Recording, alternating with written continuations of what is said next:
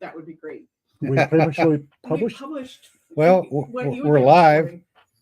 You pay attention. Oh, hello. It lies. It's a day. If you'd like to keep the air conditioning on, donate here.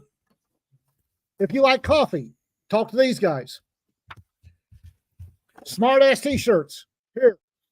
Also, apparently, I am informed by the ladies that the last of the Sparkle Chronicles went live a little bit early. It was a case of premature publication. Shit. Here we go. I didn't come up with that. And on that note, I'm going to bring in our special guest. We have a special guest. Yes, we do today. Welcome, please, folks, Mr. John Ringo. Hello, John. Hi, I'm John Ringo. Wait a second. It's you guys? It's you guys? Miriam. Yeah. Oh, what? What the hell? Okay, so my wife set this up and it said old NFO or something. And I was like, yeah, I'll do a podcast. Sure. Need to pimp my books. You too. No, hang on a second. How do I stop this? Oh, Lord. Dude, I'm here anyway. So I got to watch with you two. I got to watch my language. Yeah. God. No. I remember sitting in the smoking pit telling stories. Language is the least of our concerns. This is our chance to have Okay. actual recording. No. It was No. Surprise occurs in the mind of the commander. So, okay. Yeah. Bring it. Well, welcome. In all honesty, John. Sure I am. You're looking good for what, 15 years in the prison now? Yeah, I've been locked down here. Tony locked me down here 15 years ago and told me to write, and I told her no for years. But I finally gave in and started writing again. Because the electric shock. So anyway, I finally got another book done last year. Of course, it's taken a year to come out. It's called Beyond the Ranges. And then immediately after that, I started a completely different universe, of course.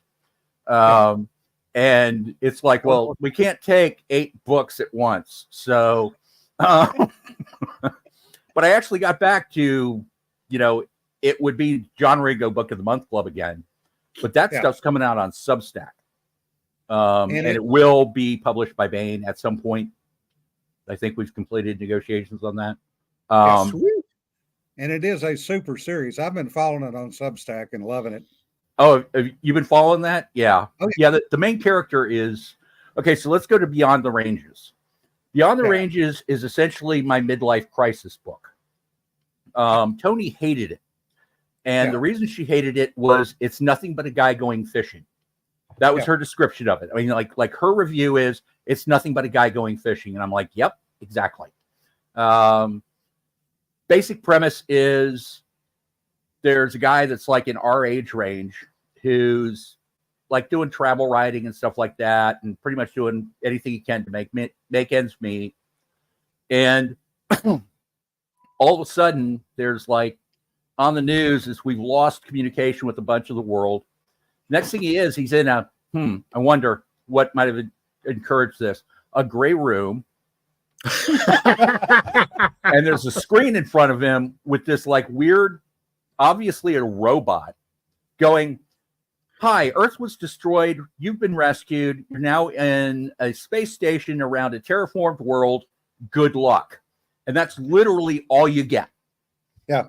And that's exactly the situation they're in. They're in a space station around a world which has been terraformed to terrestrial standard, which, by the way, there's brief discussions of just how incredibly hard that would be to do.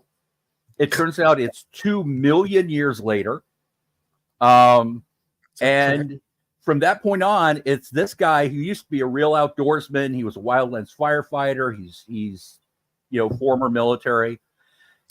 The first part of the book is all about how do I get to the ground? Yeah. He's into science fiction. He loves science fiction. He just takes the whole thing like a duck to water.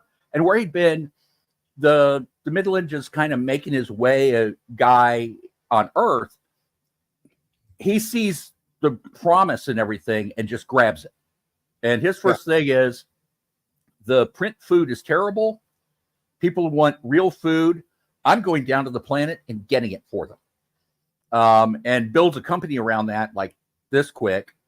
And that's pretty much it. And it is this guy on a planet that has bears the size of elephants. Oh, joy. Yeah. What caliber of the bear And like is that? 60-foot long crocodiles. Is him hitting the ground and going fishing and hunting to basically scout the area out and figure out where the edible food is and get it back up to the station. Yeah. You've been reading Edgar Rice Burroughs. I read the only thing that I have ever read like absolutely everything of, because I'm not really that sort of obsessive. I've read absolutely every single Alistair MacLean, and I have read every single Tarzan. There you go. Yeah, all 24, even the really, really bad ones. And I mean, I was like 11 years old, and I'm like, I'm getting ready to throw this thing across the room. He just did this for the money. Because there are some really bad Tarzan books. But no, I was a huge fan of H.B. Piper. It's really more of an H.B. Piper book. Because it's all about the environment, the ecology, the bird song, the animals, trying not to get eaten by crocodiles. But it's also got this super high technology side because everything's AI, and it's very, very advanced AIs. So he immediately goes viral as Crocodile Dude. I will not explain why. But like he's one of the first viral sensations. And it's just, he was trying to figure out how to kill a crocodile. And the way that he came up with is pretty crazy. And then he figured out a better way. He's one of these guys that always tries to find the easiest way to do things. That's the other thing. He's smart. Smart guy. He's lazy, intelligent. So he's always finding easier ways to do things. But sometimes the first ones that he comes up with is not the easy way. But it's one of those things. It's just pure adventure.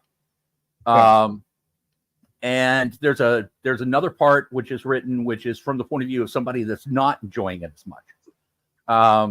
But eventually kind of gets into it. So it's just a fun book. And I've already figured out, I've been trying to figure out how to twist. And I've finally figured out the twist that's going to lead to the next book being significantly more. It's not going to be, John Ringo destroys the world, but it's going to throw a twist into it that it's like, okay, so now we have a problem. And so the next book is going to be a lot more, we have to solve this issue, or we have to figure out this issue. And eventually with this series, I do intend it to get to, okay, we're about to die. But that might take a couple of books. For one thing, they don't have anybody to fight except each other. And that's the other thing, is that the national divorce occurred. So this is the conservative system. And it's kind of American conservative, but you've also got like Ukrainians and Russians who it's like, and they're right side by side, but they're like the Russians that were on the Ukrainian side. And you got, we got half the Mongols, or half the people from Mongolia. And we got the Copts, right? So it's kind of the Americans are more the libertarian side, but with a lot of moral majority, because you got all of the Judeo-Christian religious in the system.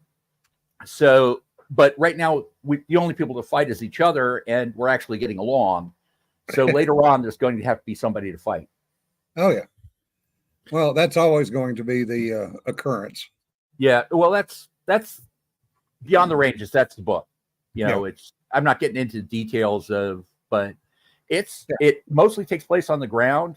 The next one, I think, is going to be a lot more in space. So maybe Tony will like that one more. Well, when you were talking about the crocodiles, my father was an engineer when we were in West Africa, and he was, as the major source of revenues, aka bribes, for the locals, he was the problem solver. And he was an engineer, so he solved problems. And his solution to the crocodile problem was Semtex. Nothing like crocodile parts raining down out of the sky. Yeah, it works. It does. That's But a you screw up the perfectly. boots when you do that. That's a waste of food, man. It's a waste of food. Yeah. Engineer. Yeah. Yeah, my dad would probably have had the same approach. He was a civil engineer. Yeah. But he went all over the world, but he left us behind. I was in Iran for 2 years, but mom was like, I'm not going to Bangladesh. My mom would have said Africa. Actually, my mom did say Africa. No way. So we stayed in Atlanta. Dad had his first heart attack in Nigeria. Dad had his first heart attack in Nigeria, 300 miles from the nearest hospital. Where was he in Nigeria? And he said, I lay under a tree for 3 days, drinking water, waiting to see if I would die. Yeah. My dad's stories are way better than mine. But anyway, that's Beyond the Ranges. And it comes from the Kipling poem, The Explorer, something till a voice as strong as conscience rings interminable changes, something lost beyond the ranges, lost in waiting for you go. And that's really that's the theme of the book. Yeah. Is exploration and adventure. Well, you write some genres. Say again. You tend to jump genres very quickly. Oh yeah, and very easily. Well, that brings us to the Substack, which I don't think I was on a panel, and this woman was talking about. This book is in a completely new genre. It's talking dogs, and I'd read like 15 science fiction and fantasy books that had, talking animals, Watership Down, okay, Winnie the Pooh, okay. No, it's not an entirely different genre. So I'm not going to say that my Substack is an entirely different genre. It's just I took 9 different genres that don't fit together very well, and I took a sledgehammer to them until they all fit into the book. Yeah. So it is a cyberpunk, spy versus spy, conspiracy, international conspiracy, YA superhero with a mystic urban fantasy aspect. Yep. It's I if you took Shadowrun and crossed it with Web, if you've ever read Web, okay? If you took Shadowrun and crossed it with Web, you would have not that kind of good guy. The main character is unquestionably 100% a hero who comes across as an anti-hero. Yep.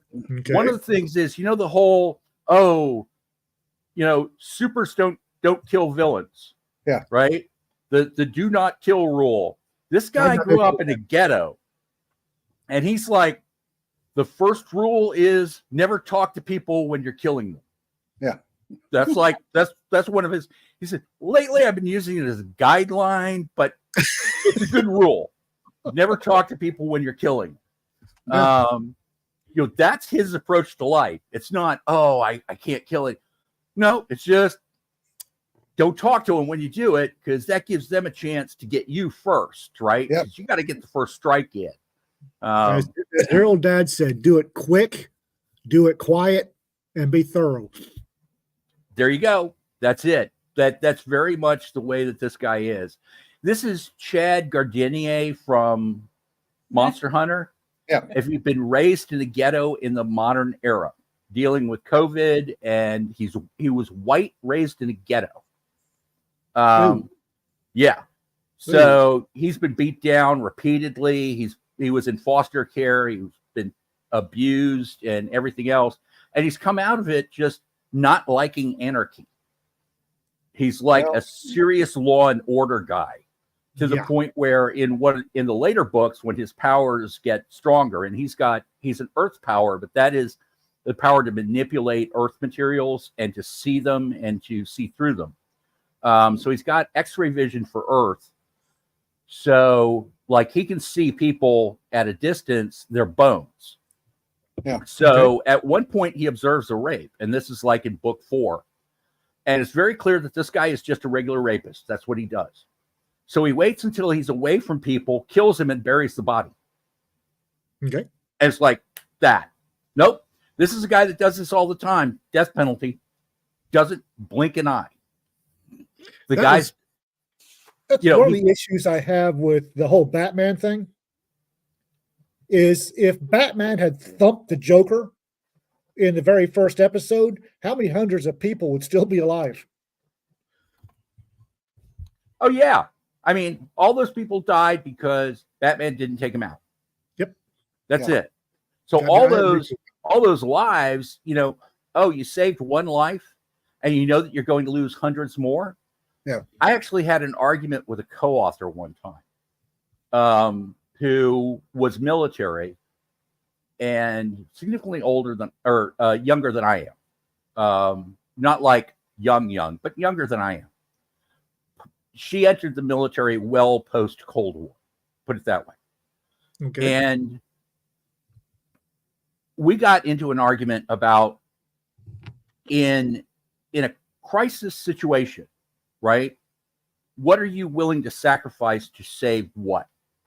When you're in a trolley dilemma situation, because anytime that you have a crisis, anytime that you have war, anytime that you have a humanitarian crisis, you deal with real life trolley dilemma. And because some people might not know that, most of your viewers are probably pretty smart. But trolley dilemma goes like this. There's a trolley that's rolling down the street, and trolleys are on rails. And there are 5 people that are tied to the rails. And the brakes are out on the trolley. You can't stop the trolley, but there's a switch. You can throw it over, and there's one person that's on the rails. And so if you throw the switch, the trolley only kills one person. Okay, and it's about under what conditions are you willing to be proactive and make a decision. Mhm. And in any crisis situation, you have real world trolley dilemmas constantly. I can save these people or I can save these people. I Yep, can't yep. save both. And people say, well, with the trolley dilemma, it's like, oh, I'd untie the people. No, that's not the point. You are constantly dealing with Kobayashi Maru in real terrible situations. So what are you willing to sacrifice for what? So take the trolley dilemma and let's switch it around a little bit. The 5 people are in stage 4 cancer hospice. All of them are in hospice, and it's a 9-year-old girl. Do you throw the lever? No. Okay. For me, one of the things that I work that out as like a totally logical, ethical thing is it comes down to life years. Mhm. Okay. You've got life days that you lose over here versus life years over here. Do you focus on? So this discussion we were having, there are situations where you have to make those decisions. And are you willing to sacrifice, for example, your child to save 1 million people Yeah. 1 million strangers that you don't know? And she was like, no, absolutely not.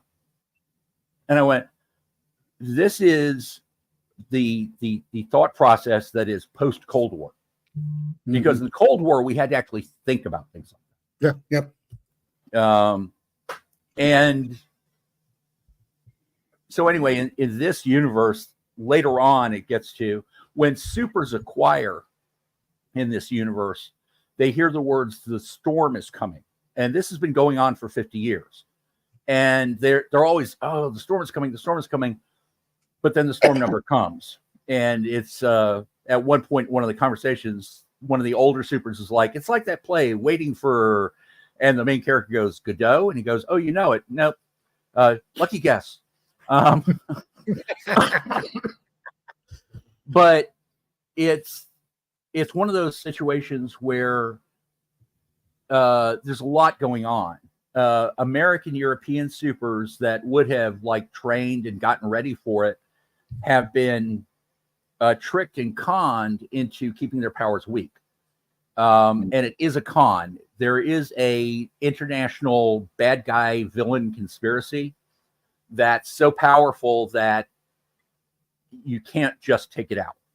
For one thing, it has so much control that if you took all of the members out, it would completely shatter the economy in every government, because the politicians wouldn't know what to do. The banks wouldn't know what to do, because these are the guys that pull all the strings. And they are very, very, very evil people. On the other hand, there's a good guy conspiracy that is fighting them in the shadows. So that's why it's Shadowrun, because there are all these little things that are going on in the shadows. Mm-hmm. And so the good guys, who actually, that's where you get the phrase, well, we're not that kind of good guys, because they don't have any problem with killing people. The good guys are actually hackers. And hackers are bad, except they do the hacking to find kids to rescue them. Yeah. And then they send people with guns to get the kids back, even if, if the traffickers don't want to give up the kids because these kids are worth money. We have guns, we're taking them away. You're getting shot in the face, give me the kid. Yeah. Yeah. So, are they good guys? We're not that kind of good guys, because they'll kill pedophiles. Like, some wealthy pedophile is raping and torturing kids. Oh yeah, send a team to kill him. So they're To not. me, as a Cold War type, that makes you a good guy. Shooting a pedophile in the face kind of makes you a good guy. Yeah, does shooting the bad guys make you a good guy? One of the things that's actually built into this universe is that the bad guys have created a whole bunch of memetics and laws, so that if they do get caught, they live through it. And one of the memetics is that superheroes don't kill. Right? So the superheroes are bad guys if they kill, is one of the memetics that this conspiracy has created, so that if they get caught by the superheroes, they won't kill them. Smart. Right? I'm not saying bad guys are idiots, but the thing about it is, the main character knows all of this, and he's like, I ain't falling for the con. Yeah. No. Well, he does have an attitude. You got to admit that, John. I mean, you wrote him with an attitude. If you were a super genius who grew up in a ghetto in modern day, and you were white, apparently white, turns out he's Native American. Yeah, it's one of the reverse things, right? He's like the anti-Elizabeth Warren. Yeah. Right. Right. He is actually Native American, but he thought he was white. Right. Yeah. Now I've got to tell you, there is one real world trolley scenario that we used routinely when we were training people to drive fire trucks. And that was, you are on a call, you're running code 3. And when you're driving an engine, you've got 1,250 gallons of water behind you. You're not going to stop real quick. Yeah. A car pulls out in front of you, and you can see there are multiple people in it, and there's one person on the sidewalk. Which one do you hit? The car or the person on the sidewalk? Car. You don't have a choice. Yeah. And it's amazing how many people could not decide. Yeah. And those were the people that we did not let drive the fire truck for that reason. You got to make a decision. You've got to make a decision. One of the most cold-blooded math problems I ever saw was a mother in Africa deciding which one of her children to sell to get money to feed the rest.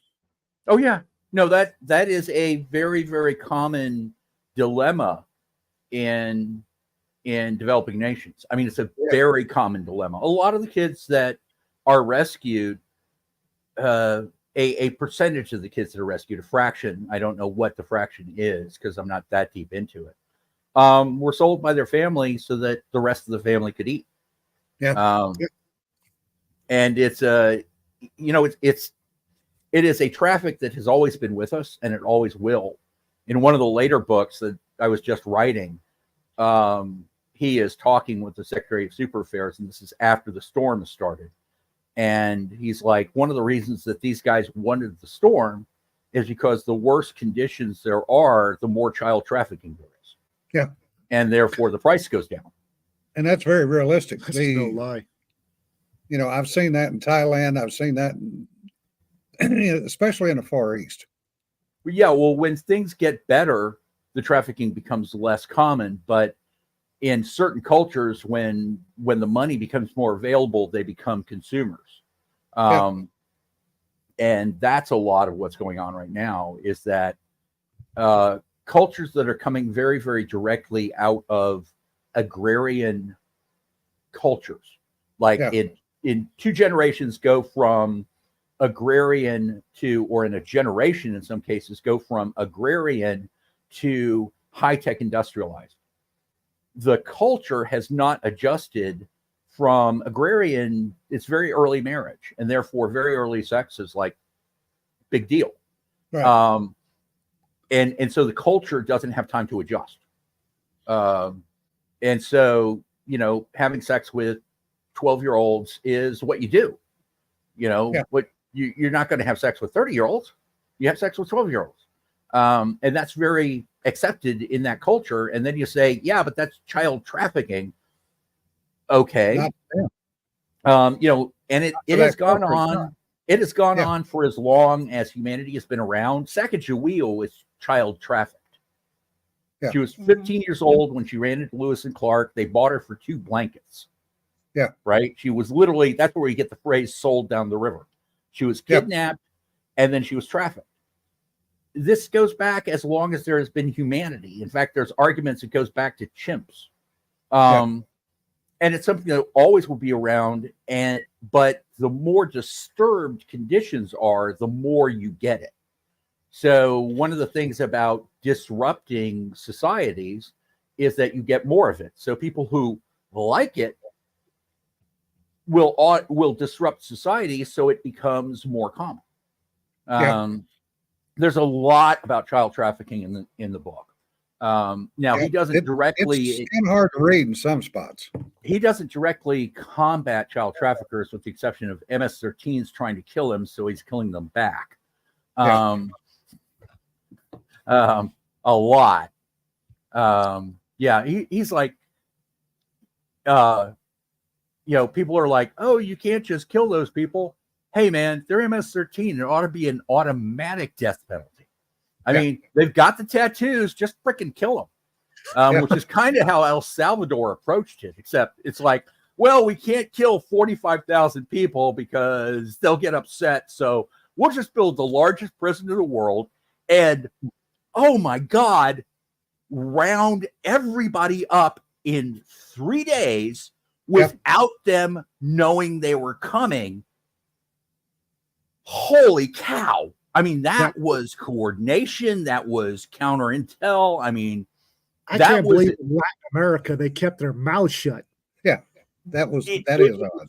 That was the amazing part, that they didn't know it was coming. And the second amazing part was the coordination and the operations to round up 45,000 people in 3 days in a country of like 4 million.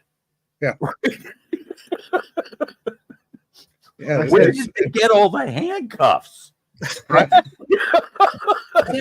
one of the commenters said, OPSEC, yes. Yeah, but it's Latin America. OPSEC isn't a thing in Latin America. OPSEC doesn't exist in Latin America. Yeah, that's the amazing part. I mean, it was just like, how do you have to have meetings to organize something like that. Okay, how do you keep all the people in the meetings from talking? Well, right. And the number of adjunct personnel to round up 45,000 people ain't a small number. No, it's not. You figure you need at least 2 apiece on average, right? So that's 90,000 people. That's what I meant. In a country of 4 million, where did they get all the people? I think, you know, it's one of those things where pissed off people who are tired of the bullshit. Yeah. Well, it's one of those things where, you know, from the point of view of like law enforcement in the United States, it'd be one of those things to do a case study on. Yeah. On how they actually did it, right? Because from a law enforcement perspective, it was the largest single operation in law enforcement history. Yeah. In El Salvador. Yeah. And they were successful. We've got like, I don't know, 45,000 FBI agents, and they can't catch one MS-13 guy. Yeah. Right? Yeah. Don't get me started. The FBI, they're on my shit list right now. When are they? Federal not? Bureau of Injustice and Incompetence. Should be two eyes. Federal Bureau of Injustice and Incompetence. Federal Bureau of Instigation. Yeah. John, one of the things I wanted to ask you about, since you've written in other people's worlds, Yeah. how much backstory or how much study did you do before you wrote in their worlds? Well, I've co-authored with David Weber. Yeah. And I co-authored with writing in other people's worlds, but that was a world that David had pitched and it had been turned down in favor of Honor Harrington. Right. And then when Jim wanted me to write with David said, well, what about this world? He's like, yeah, okay. So David gave me all the background stuff. And sort of an outline. Yeah. And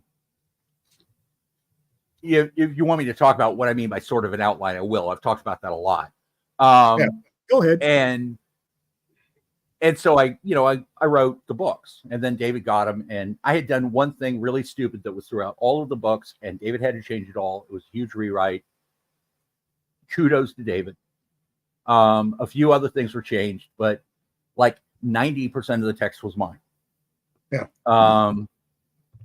And then with Larry, I was in one of my things where I didn't have anything that I wanted to write, anything that was gelling well enough for me to write in any universe.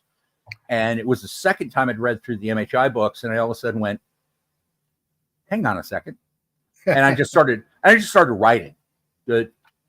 Chad just started telling a story to me. Yeah, and you were putting it on Facebook. Yeah, and I was posting it on Facebook. It's like it was a pure fanfic. Okay, it was pure fanfic, and somebody actually said, "Do you think you should tell Larry?" I went, "Point." Yeah, I probably should tell Larry that I'm writing in this universe, but I haven't sold it, so it's like it's just pure fanfic. So anyway, Larry, there were a lot of things in there that didn't fit with the MHI universe in the original version. Yeah. There were some things that Larry changed in ways that then caused him problems. One of the biggest problems that I have found with editors is that they don't read the whole book. Jim Bain was really bad about that. Really? Jim would hit a point and go, "This is stupid. You should throw it out." It's like it sets up the final portion. Right. You have to have that. I'm kind of about to have an argument about that with this book, which is the way that some people want to change it takes away the climax. Which it completely draws the air out of the climax. And no, because the real emotional climax for this is the character getting to pay for his mother's funeral. Okay. And how he pays for his mother's funeral. Who pays for his mother's funeral is another way to phrase it. Okay. Yeah, when he's talking to his former lawyer, one of the things about this book is that there are a lot of characters that are referenced in the book very, very briefly. And sometimes there's a little bit of backstory about it. But I had actually ideated the character in the ghetto as that character was going to have a completely different. There were all sorts of fractals of different ways this character was going to go. He was always going to be successful eventually. But he wasn't necessarily in the superhero universe. Okay. He wasn't necessarily a hacker. The society always existed, but Gondola might have existed, but he didn't know about it. and like there's one whole other story that I could tell, which is about how he grows up to become an attorney and ends up becoming one of the prosecutors of the society. Okay. So it's like I could start I could have the first scene, except not have him get as shot up, and it be not in a superhero universe, and I could rewrite the entire series with this same character. Yeah. And it would be a completely different story. There's no Storm, there's no superheroes, none of that. Yeah. The character himself actually started off as a purely ghetto character with a completely different story. And that character told me his story, and it started, and the first thing that I ever knew about this character was he walks into a crowded black club. He's black. And he walks into a crowded black club wearing a hoodie, walking in out of the rain. And he walks down past the bar. He walks to the back, and there's 4 guys sitting on a couch at the back that are like 3, dark clothes, kind of hood type, gangbanger. And one guy that's dressed up as a pimp. And this guy walks up and pulls out a 9mm and sits there and blasts all 4 of them. One of them gets off a shot, kind of grazes him, and reloads, goes over and makes sure they're all dead, right in the middle of this club. Everybody, seeing what's going on, screaming it, oh, right. And he walks over, gets a thing of ammonia, wraps his arm, gets a thing of ammonia, sprays his blood, drops 100 on the bar, and walks out into the rain, and then disappears into the rain. And that was the first thing that character ever told me, and then the rest of it was flashbacks as he is doing a stand-up comedy routine. Yeah. Oh. We've got a couple of questions in the chat for you. Huh? Okay. We've got a couple of questions in the chat for you. One person wanted to know about the fake orange fingernail scene with Chad. Keebles, yeah. Keebles. Okay. And one of the things that authors deal with is that readers have read their books over and over again. Yeah. And have read them recently and key on to one particular. Yes. Orange. Did you say orange fingernails? Yes. Fake orange fingernails seen with Chad. And Keebles has apparently written with Adam Gaffin in the Kildaran. Oh, Okay, yeah, I haven't read any of the Adam Gaffin stuff. Yeah. the dwarf. Okay, I don't remember Orange Fingernails with Chad. Does anybody else remember Orange Fingernails? Here's the thing: Larry rewrote a lot of stuff. Yeah. And I've only read the Larry books once. Fingernails stuck in Chad. Okay. Yeah, that was mine. Yeah, that was mine. That actually came from a comment by a fan. This does not surprise me. Yeah, I can't remember if it was in reference to the books or something else. It was Dick Richard. Can't remember the last name. He was former Special Forces, and that was actually something that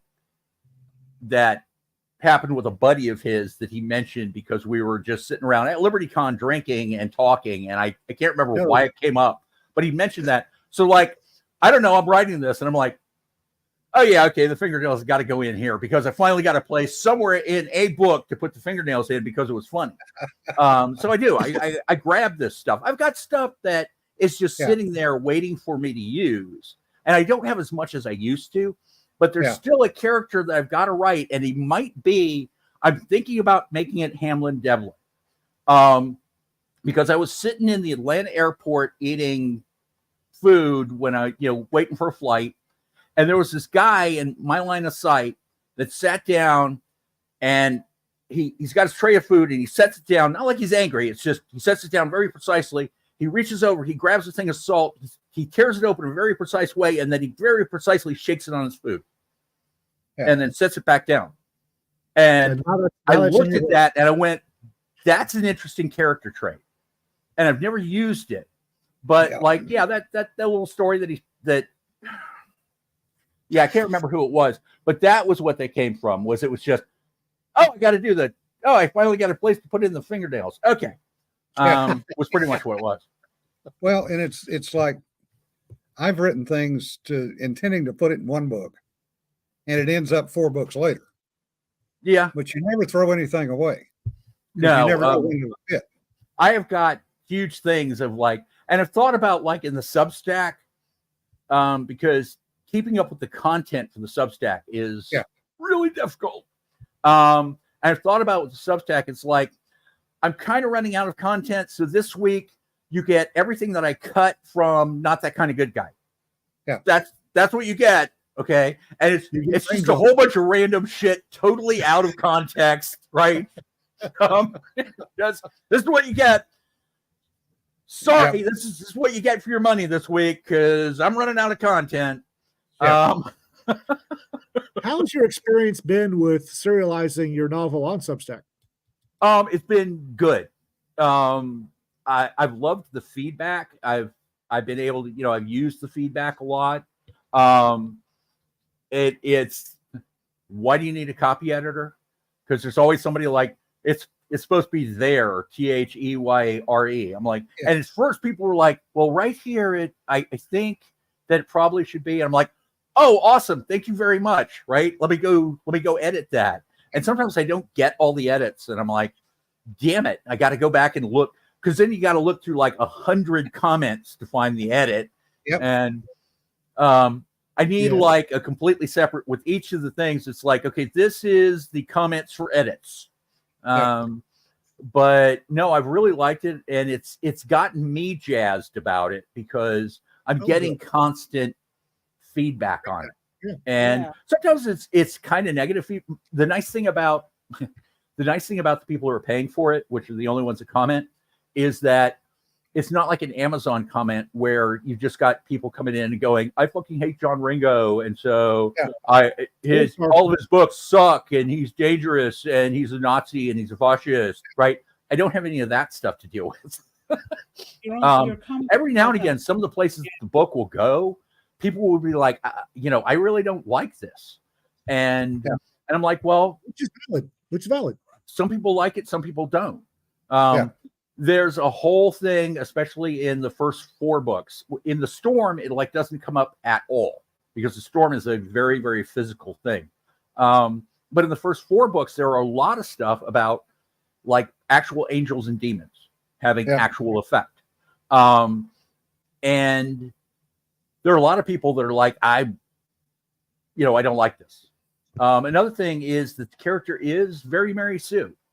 He is a super character. I mean, he is an over the top. He's super lethal. He's super intelligent. He's this, he's that. He really is. But the thing about it is, he's way overpowered for everything that he deals with up until the Storm. Yep. At which point he's one of the very, very few people who can 100% keep up with everything that's going on. And that becomes important. I mean, at a certain point, it's who put you in charge? And he's talking to the national security advisor, and so he's telling the national security advisor what's going to happen next. And the national security advisor said, "Who put you in charge?" He said, "Get used to it. I'm always the one in charge." Yeah.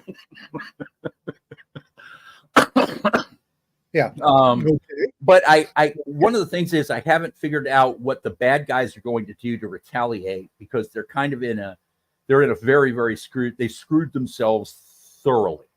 Yeah. And it's one of those things where I have written the bad guys into a corner. And as an author, you need to figure out what the bad guys are going to do to get out of the corner, because otherwise your villains are taken completely off the table. Yeah.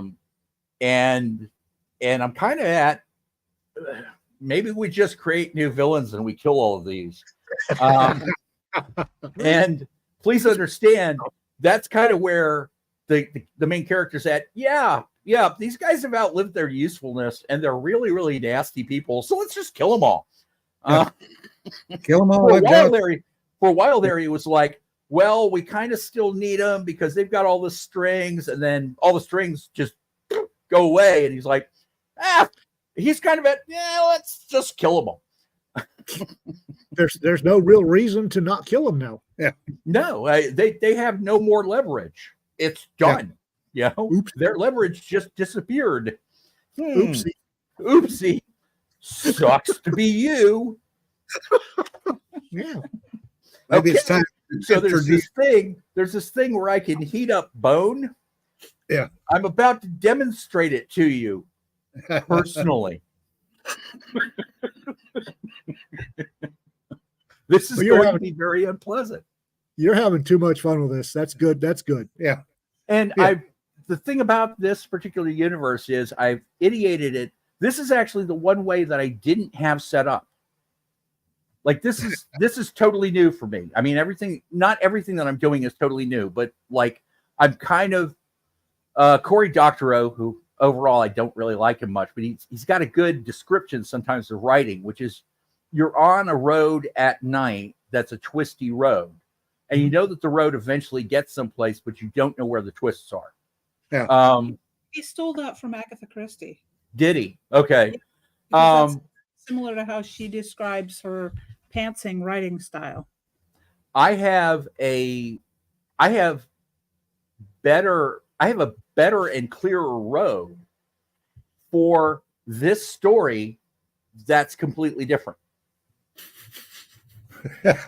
So one of the things I might do with the Substack is literally go back, and it's like the first chapter is the same, and everybody will be like, "This is are you publishing it again?" And then it'll just be he wakes up, he wakes up in recovery from emergency surgery instead of having been healed by a healer. Yeah. And it's the same kind of scene. He's talking to Dr. Howard, or he's talking to Dr. Miller. He's talking to the nurse Betty, and he's like, "What is it about? Do not resuscitate that you people don't understand." Actually, that one is when he has the nurse that's in recovery lean over and she's like, you're in Baltimore Mercy Hospital. You're in recovery from emergency surgery. What is your name?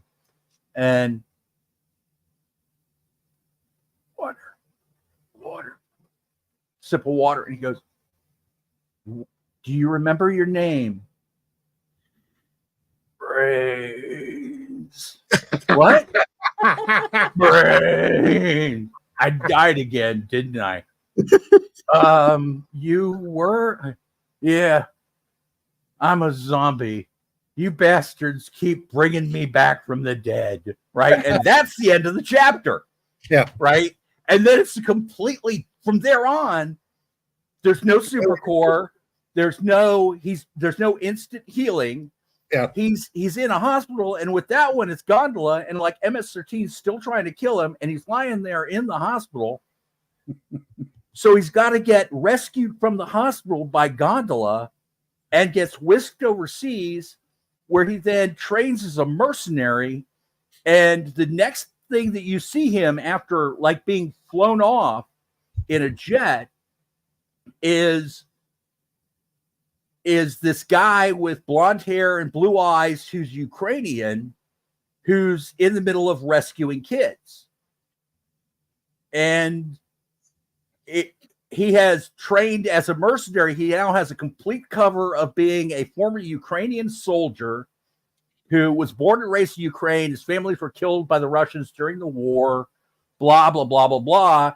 And what he does is he's a mercenary. He just kills people for money. Yeah. And he ends up getting DOD money, actually CIA money, for taking out a high-level Al-Shabaab terrorist that's just a total fluke. It's like Oops.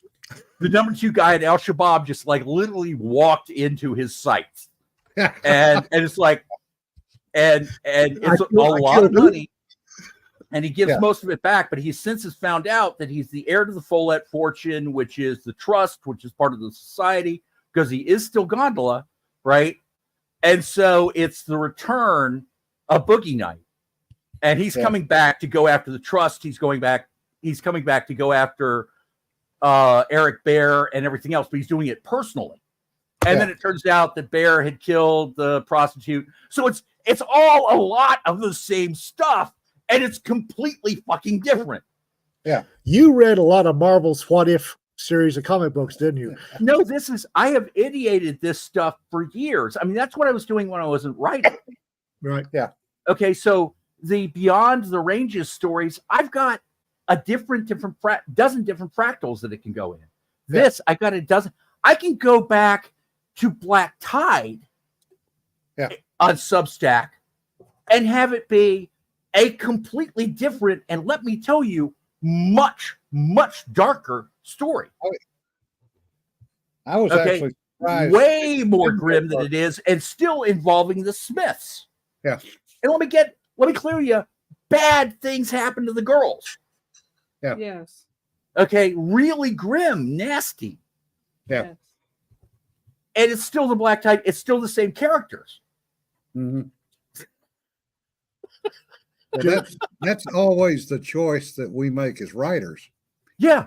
I think a lot of people do not understand that it's like a flower petal. You have it's many fractals. different options. It's fractals. It's like it's like a lightning bolt going out in all sorts of directions. Yeah.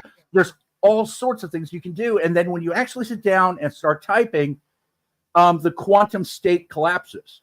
Yeah. But the thing about it is you can open the quantum state back up and have it collapse in a completely different way. Mm-hmm. Yeah. So I sometimes have to choose my directions when I'm writing because everyone expects sweetness and light from me. Yeah. So I pull my punches all the time because my readers won't like the dark. Yeah.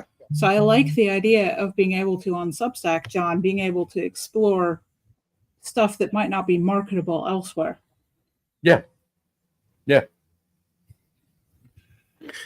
There's a comment that said, I would read a John Ringo Choose Your Own Adventure book. Yeah. Well, I mean, there's a million different universes, and the same character occurs, and I kind of hate when they start doing an actual multiverse where you're shifting between universes. Time travel, unless it is like at the beginning and it's fundamental to the story. Time travel and multiverses are the two biggest cop-outs of writers who have run out of ideas in science fiction. Those are when you're out of good ideas. We'll just change the world by time travel, or we'll change the world by changing universe. Okay, they're cop-outs. Unless it's from the beginning, like Looper or the Time Machine. I mean that's where it's actually part of the plot. Yeah, right to begin with. But on the other hand, from the point of view of writing, there are all these different universes, and there are characters that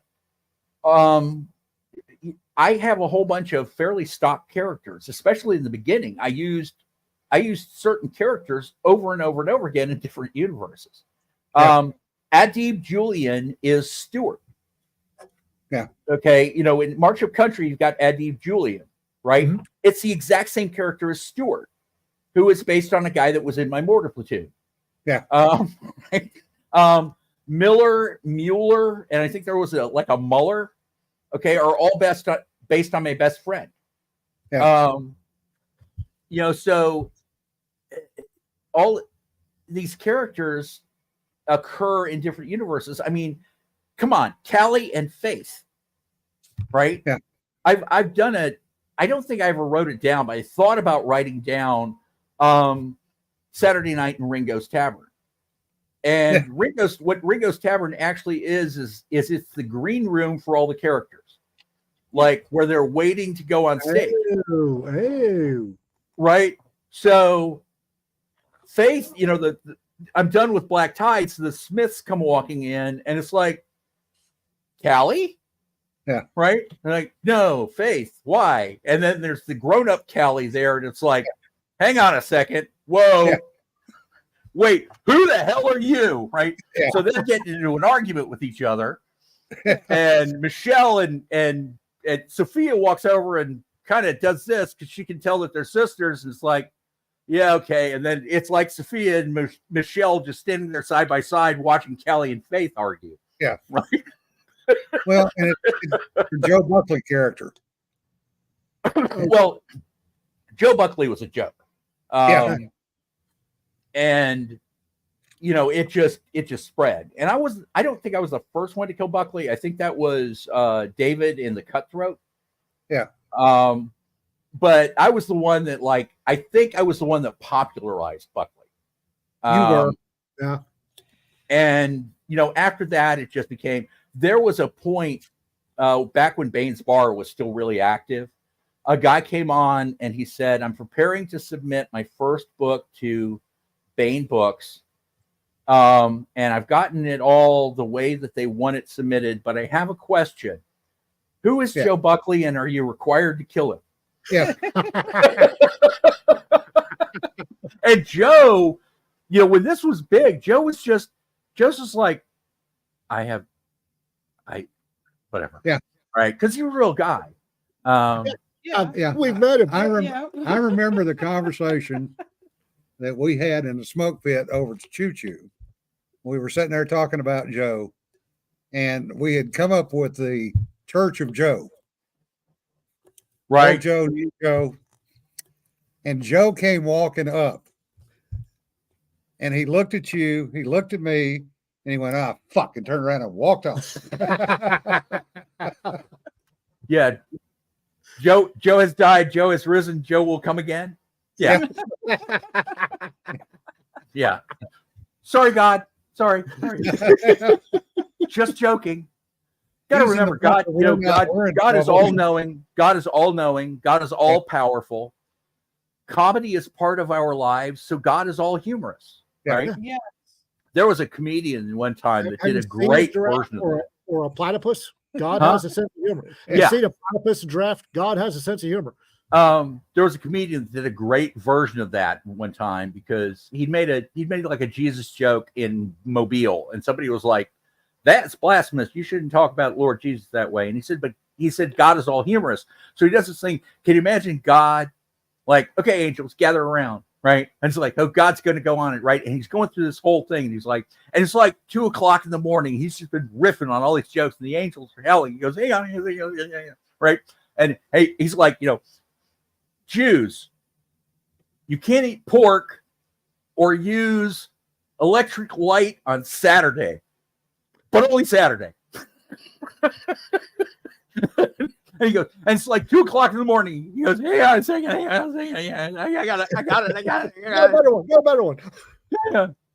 Catholics, stand up, sit, stand up, kneel down, stand up, sit, stand up, sit, stand up, kneel down. Oh, way too close to reality. No kidding, right? Well, John, Yes, we've Beyond the wasted Ranges is almost coming an out hour of next your month. time. Beyond the Ranges is coming out next month. Yeah. And I just got my copies. Yeah. The Substack is right now, it's called Not That Kind of Good Guy. Chapter 2, I will freely admit, is really long. And it's just a rant. Some people like it, some people don't. If you don't like it, just skip it. But it's $5 a month, $50 a year. If you want to get a founding subscription, that'd be awesome. And it's keeping my lights on right now. So really appreciate it, and appreciate being on any podcast. Even with you guys. We set that up beforehand. We're actually, this has been great. Yeah. It's good to see you. Good seeing you guys. And I guess we'll see you at Liberty, assuming we're all still here. Assuming that the feds haven't come to haul us away. Yeah. Yeah, really. I can't make it to Liberty, but I'm really glad to see you. So Yeah, good to see you too. Been a while. yes, Indeed. 3, 2, 1. John, it's good to see you. It's Good to good see you guys. see you. It is. Yeah, Take that care, was my friend. fun. I think we Yeah, covered we'll everything see. we needed to cover. Yeah. Oh, yes. Yeah. We'll see you in June. Okay, cool. Well, folks, we're done for this one. That was John Ringo. Yeah. John has a book out, and we have a book out. Yes. Premature publication, the last of the Spergel. Spergel Chronicles. So, of course, has it's gone out premature. there. Premature ejaculation. Yep. Andrew J. Spergel. Of course, it was premature. All right, folks. Have a good weekend. Be safe. Y'all be safe. Remember, don't sweat the petty stuff. Don't pet the sweaty stuff. And we'll see you next week. Bye-bye.